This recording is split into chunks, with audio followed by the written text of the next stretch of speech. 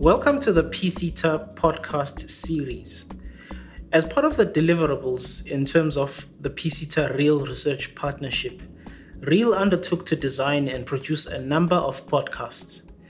Now, the intention of this podcast series is firstly to showcase the key findings of the research areas that have been conducted on behalf of the PSETA, and secondly, to reflect and engage with some of the key issues that are facing the public service sector in terms of issues around skills, capabilities, competence, and capacity.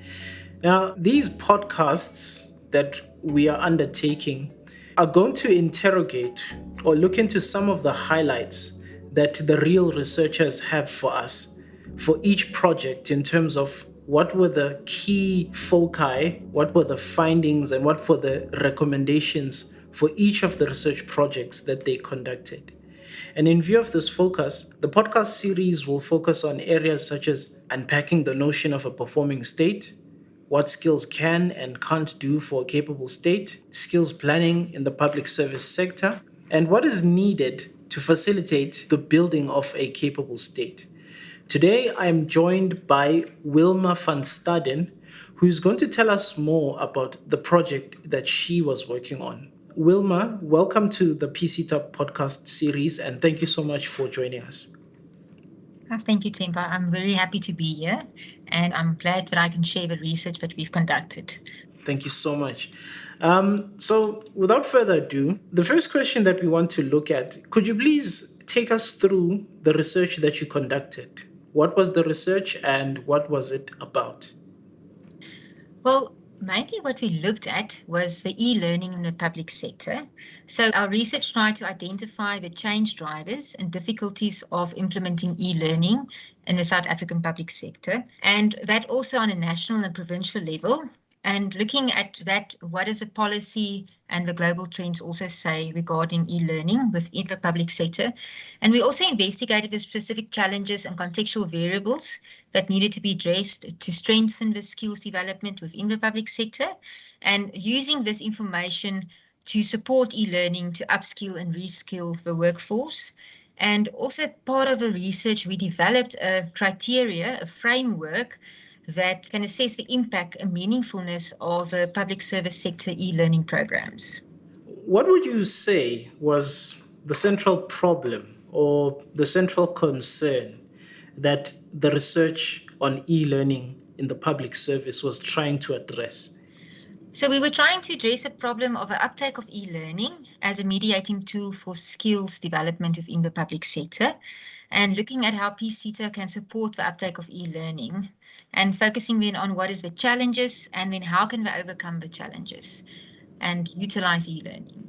I hear you. And what were some of the findings that emerged from this research? Well, our key emergence during the study was that there is different levels of challenges with the uptake of e-learning that included even at the policy uptake and the infrastructures and making digital literacy, and then also building learning networks. So there were many challenges on different levels that we identified through our interviews on all the different levels of national and provincial. Just the challenges we saw mostly on a national level was implementing the e-learning policy framework and identifying digital skills, because that's a problem of what skills does the public sector need, because each department needs different skills and how to adapt to that. And then at a provincial level, the most concerning was a poor access of technology, and then struggling to provide the infrastructure, so even the Wi-Fi, and then the quality of the programs of e-learning. And then in a departmental, the training department's concerns mostly was the digital literacy levels of the facilitators and the development of critical thinking skills and digital literacy levels of the participants. I mean, how to provide this kind of e-learning platform that's flexible for the public sector. And then looking at the employees, we have mainly was, again, the digital literacy level. They also said sometimes looking at the management of projects and management of the training was sometimes also a challenge. And then the time, and some of them even said that e-learning itself is a problem because they do like to be face-to-face. So the challenge there was looking at how do we almost revamp the concept of e-learning and adjust that to the public sector's needs for training? Thank you so much. With these findings in mind, what would you say they mean either for the public service in general or for the PSETA specifically?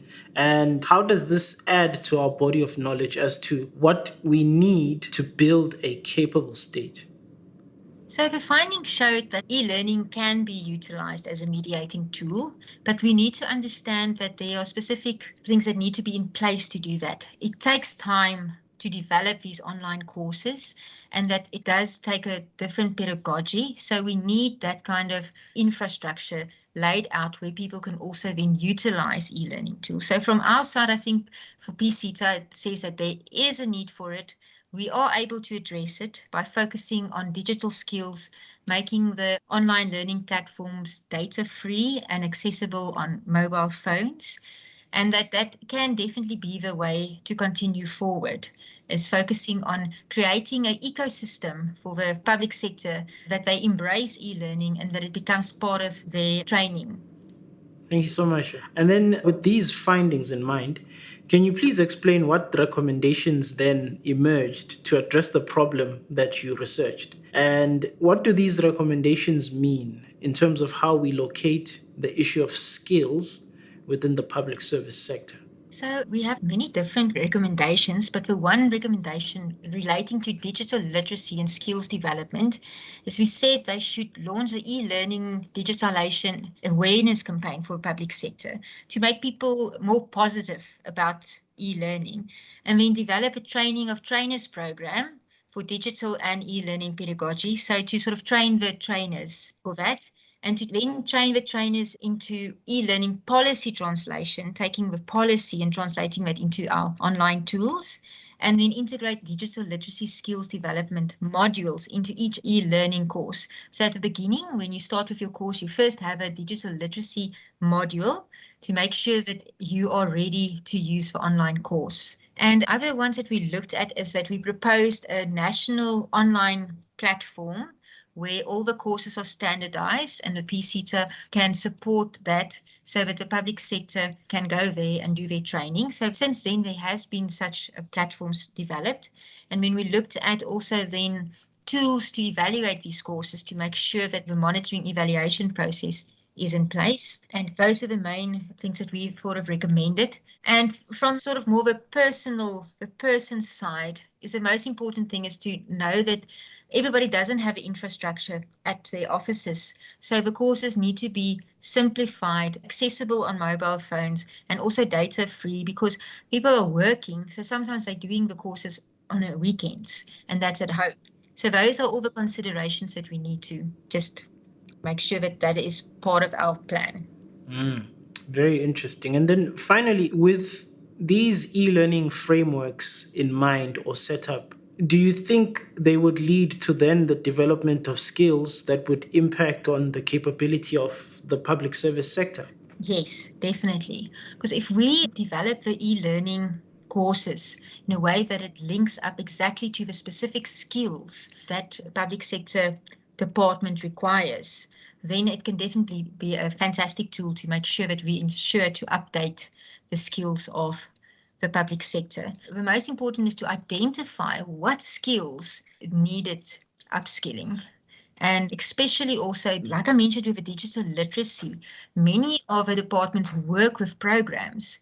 And what we've noticed through the interviews, it was said that not everybody also always understands the programs, how to use it to the best, and all the functions. So in a way of creating e-learning courses with digital literacy in that can then also support the public sector to utilize their resources to the optimum. Right. Wilma, thank you so much. And we appreciate your time and the insights that you've provided for us when it comes to e-learning in the public service sector. Thank you very much for having me. Thank you so much.